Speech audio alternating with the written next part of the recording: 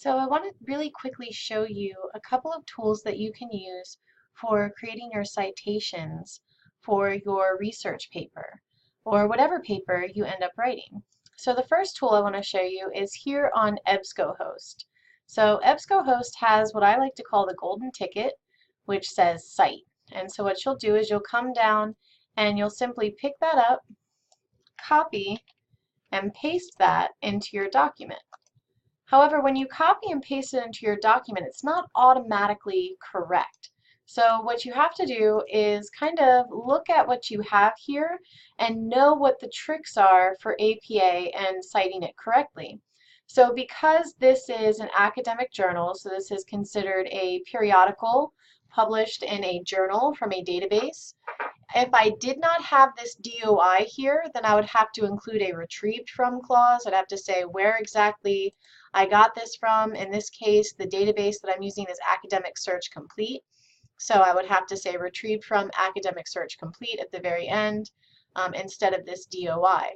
Also, because I know APA, I know that all of this is supposed to be lowercase. So this is supposed to be like that. Only the first letter of the subtitle should be capitalized, so it should all look just like this.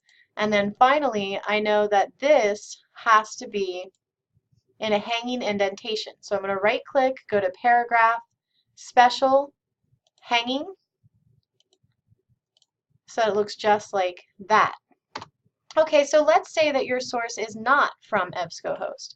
So if your source is not from EBSCOhost, let's say that you're using something from Google, technology and education, and I'm just going to pick a random article. Okay, so this is from Education Week, and I know that Education Week wants me to subscribe. It's actually an online periodical as well as a website.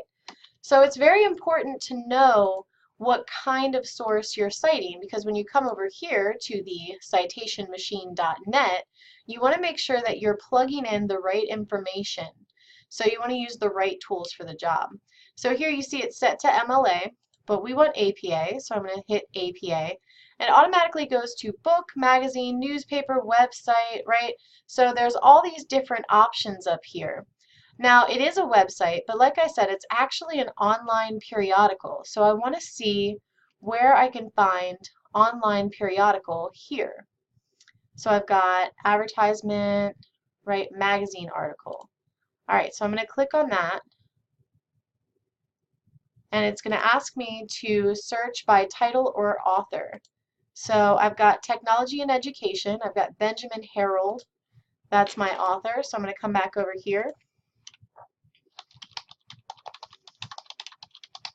Type that in and see what comes up. Okay, so nope, not what I'm looking for, so I have to go to manual entry mode. And most of the time you'll have to go to manual entry mode. So I'm going to come down here to the article title, and I'm just going to copy and paste what I have into the little boxes.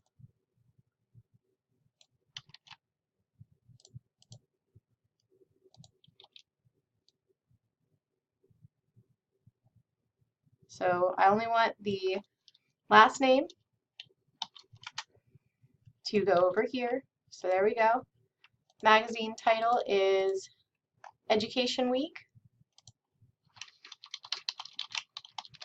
I'm going to put that in there. Do I have a volume? Well, I've got February 5th, 2016. That's my date up here. And sometimes you have to hunt for the dates on these websites. So sometimes you scroll all the way to the bottom, see if there's something there. Here we go, issues A to Z. All right, and it even gives me how to cite this, so that's kind of nice.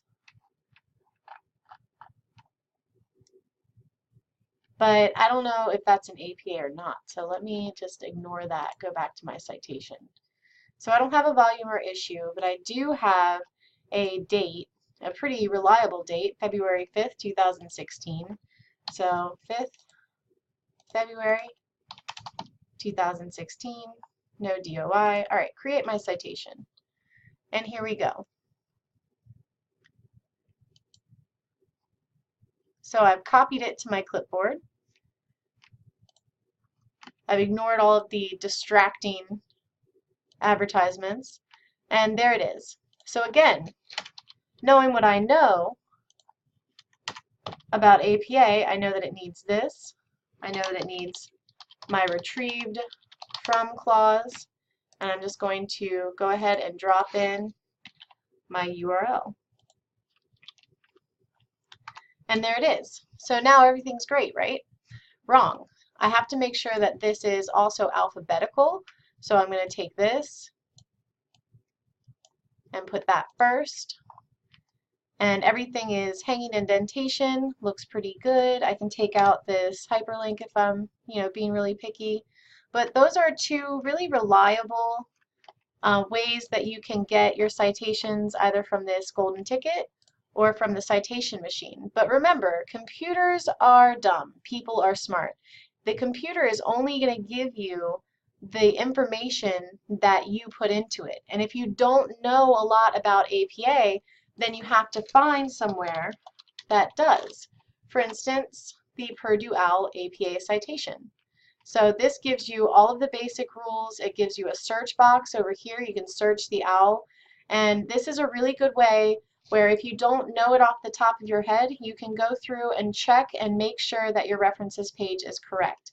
And if you don't want to do that, you can also ask your instructor. So you can ask me, you can ask somebody in the Writing Center. Basically, just don't take the computer at its word. Make sure that you are doing everything the way that you're supposed to be doing, because you're the only one who's going to get assigned that grade. So if you have any questions, please let me know, and thank you so much for watching.